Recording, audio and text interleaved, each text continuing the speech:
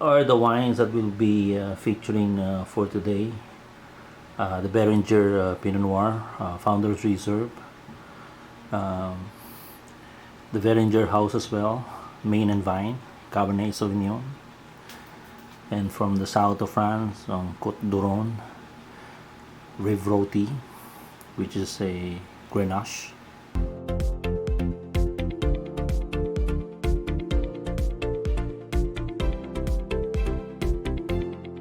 Guys, welcome again for the new episodes for the wines.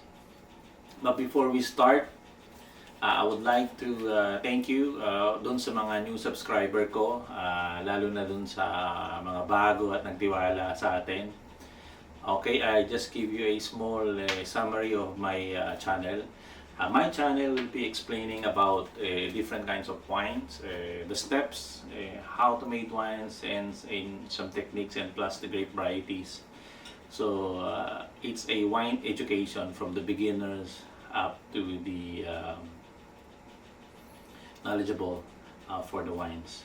And also we do some spirits, so different kinds of spirits, plus different kinds of cocktail.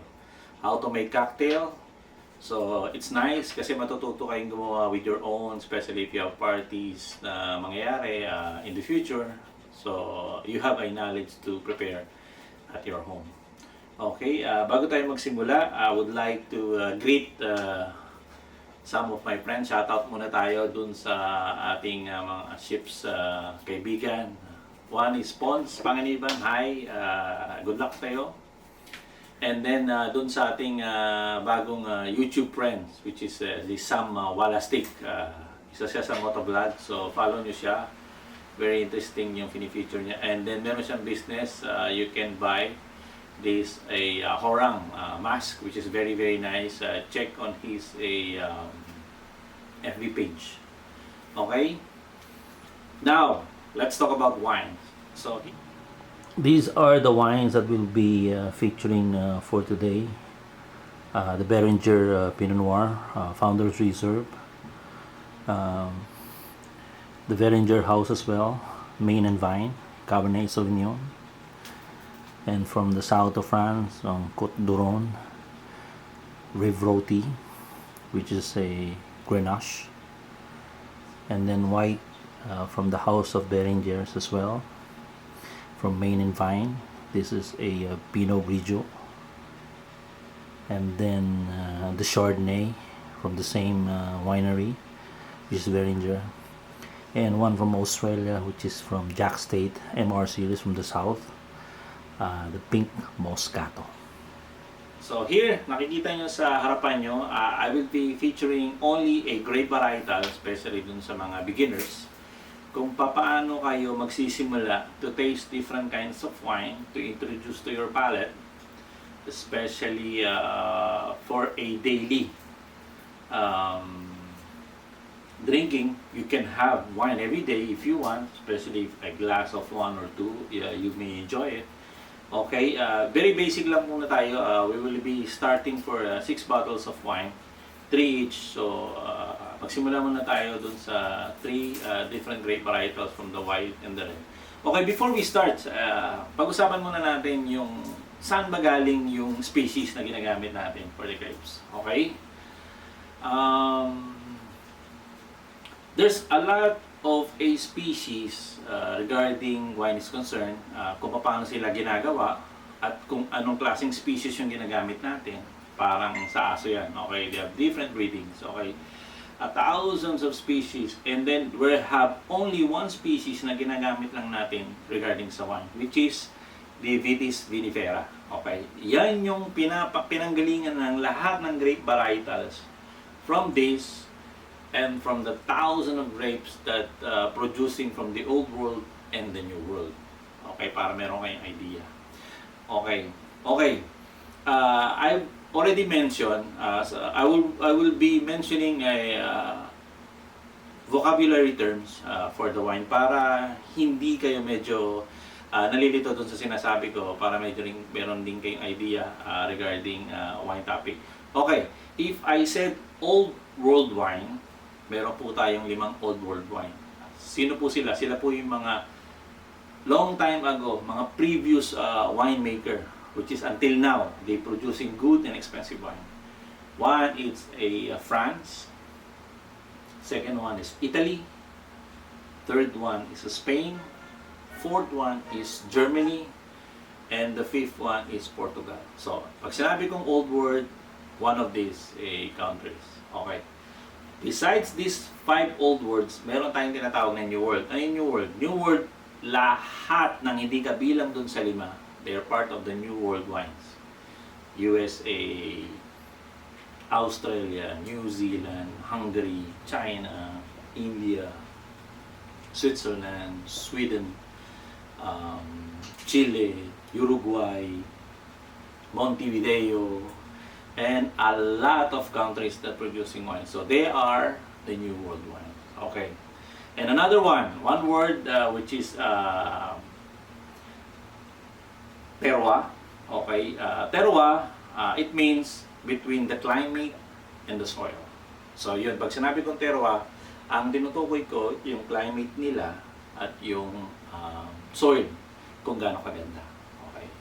Sige, balik na tayo dito sa wine para makapag-umpisa tayo. Okay. Pinili ko to, the white wines and the red wine, which is very easy, especially for the beginner. Okay, let's talk about the first bottle. First bottle, which is from the house of Beringer. This is from the Napa Valley, California. Beringer established in 1876, so well organized na sila, very big winery, very big company, which they produce from the beginners and also from the professional, especially sa mga expensive wines. So, okay, marami silang selections regarding from the beginners until to the professional. This Pinot Grigio I choose. Pinot Grigio is a very known grape if you go to Italy. Pag sinabi mong Pinot Grigio, this is their gold mine for the white wine. Okay? This is from the north. Makikita nyo sila sa north. Saan? From Veneto, Venetia, Friuli. Yun yung mga places which you can find a good Pinot Grigio. Okay? Now, the Pinot Grigio, they have another term. Sa ibang bansa, ang tawag sa kanya ay Pinot Gris. Okay? Ang characteristic ng Pinot Grigio or Pinot Gris, they are very light, very soft. This kind of grapes, pwede mo siyang inumin the whole day. Very easy lang siya. Light on the palate, light on the acidity, especially if it's very chilled. Ito yung grape na you can recommend from everybody. Hindi siya masela. You can pair this one, especially for the appetizer, for the starter, seafoods, white meat, and a fish. Okay? You can recommend this one from the everyday drinking.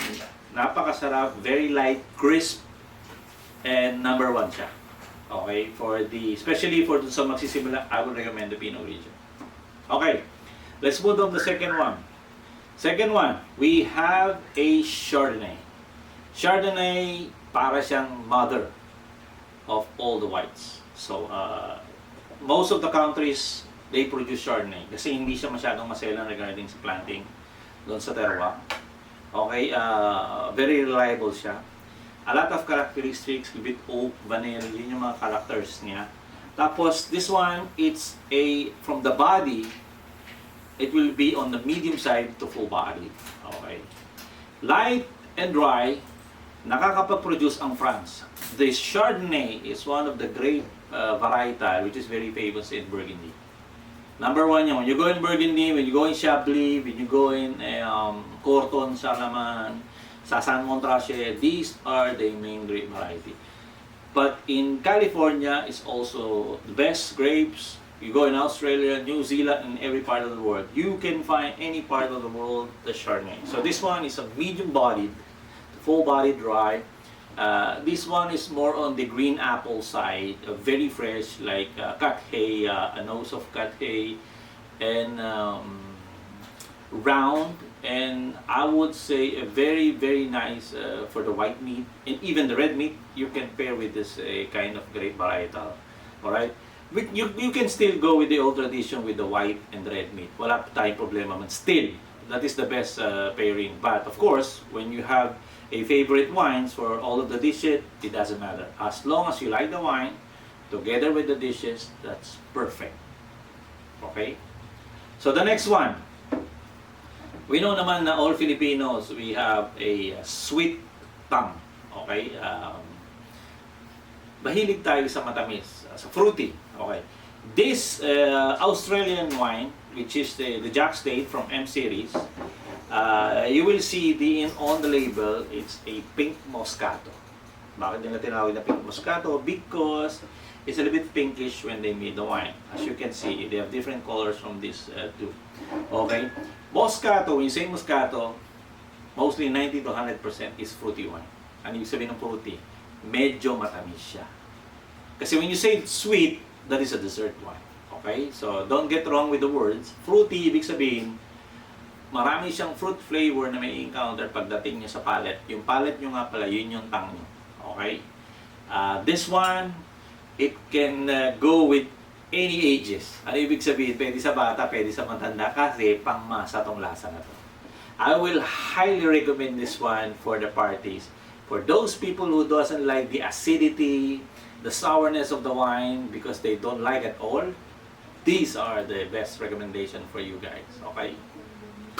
Okay, let's go with the red wine.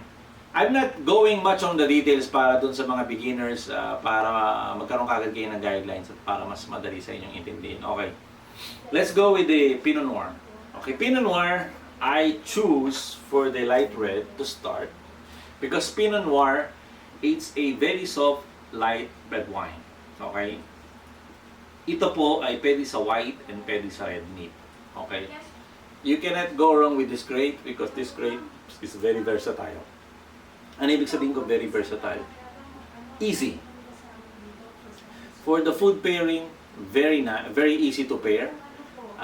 If you don't like a full-bodied red, because lots of us like a full-bodied red wine, I prepare with a full-bodied red wine. But of course, if I have a Pinot Noir, especially for Burgundy, I will rather stay in Pinot Noir and to taste it because Pinot Noir is a very soft and light and dry with a touch of these dried berries, and it's a very soft on the palate and very light in acidity. Okay, this one is go with a bit chilled.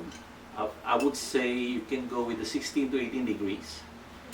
It's a very nice wine to drink to start the Pinot Noir. Okay, highly recommended. This is from the House of Berengers from the Napa Valley, California. Okay, let's go with the Cabernet. Cabernet is the king, sabi nga nila. Ano ibig sabihin ng the king? Lots of people drinking Cabernet Sauvignon. You don't get wrong with Cabernet Sauvignon. Pag sinabi mo Cabernet Sauvignon, full-bodied red wine. Okay? Of course, but still, some winery, they produce a medium-bodied red wine. Okay? But this basic beginners, the Beringer Main and Vine, this Cabernet Sauvignon, when I say the bold wine, it's a big wine. Big wine, it represents a lot of different fruit flavor on your palate. Okay. The Cabernet Sauvignon, most especially for the good vineyards on the old world, they can stay for a long period of time for aging. Okay, this one, the Pinot Noir as well, but this one it can go like 100 years. Especially if there's a special vineyard, they produce a single grape variety or a blend, like from Bordeaux.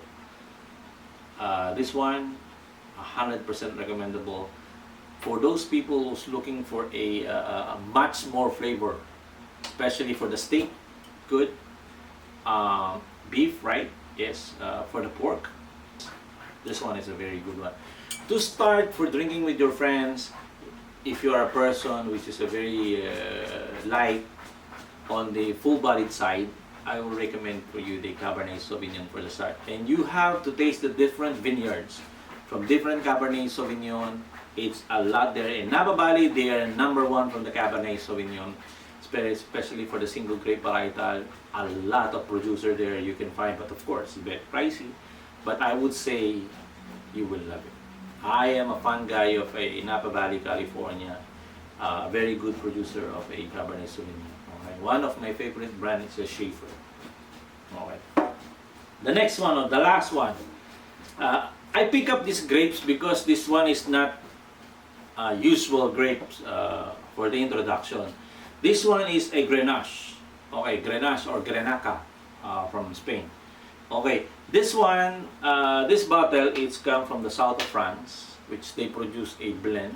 Especially you will find there like a Syrah, Grenache, Uni Blanc, a lot of grape varietals, especially from the Rhone Valley. They have a very famous bottle of wine there. They call it the Chateau Dupa. Okay, is from the Castle of the Pope, which is blended with the 13 to 64 grapes Varietal, which is very good. A full-bodied red, which I really love it as well. But this one is a single grape variety, which is Grenache. So this one is a light to medium body, bit spicy. Also some plum, some blackberries as well. You will find this one a bit earthy, but it's a very soft compared for the old vines. This one is a very nice, especially for the beginners, to introduce to you a new grape varietal for the introduction. Okay, I will feature a different grape varietal from some regular grape varietal that you can have, so you will enjoy it. Okay, so here. So I hope this a basic wine knowledge for the starter. You can buy it anywhere. It is nice because especially if you're starting to drink a bottle of wine, it's a kind of difficult kasi hindi kayo na-introduce regarding sa different wine, but I'm here to help you, to guide you. Mag-comment kayo down below kung ano yung mga questions nyo regarding for the wine, what do you like to taste, what do you like to prepare, what food do you prepare with this one. I will help you with that one. Okay, bago nga pala tayo matapos, please like, share, and subscribe, and don't forget to press the notification bell para dun sa mga new uploads. Alright? So okay, I hope na nag-enjoy kayo dito sa small beginner wine grapes for the white and red. And soon, I will be featuring as well sa mga susunod ko yung mga blended naman para ma-introduce sa iyo kung ano yung sinasabi ko blended. Pag sinabing blended grapes or blended wine, paano at kung paano siya na-introduce, paano siya iniinom. And even the rosé and a white Zinfandel I will feature together with the blended wine, so you will enjoy it. Okay, the next vlog, it will be your favorite for the cocktail. It will be the margarita, which is very good. I'm excited na nga dun sa margarita. So stay tuned. Sa susunod na vlog, please support niyo ako at marami pa kayong matututunan sa akin, and I will give my best for everything. Ciao! Thank you!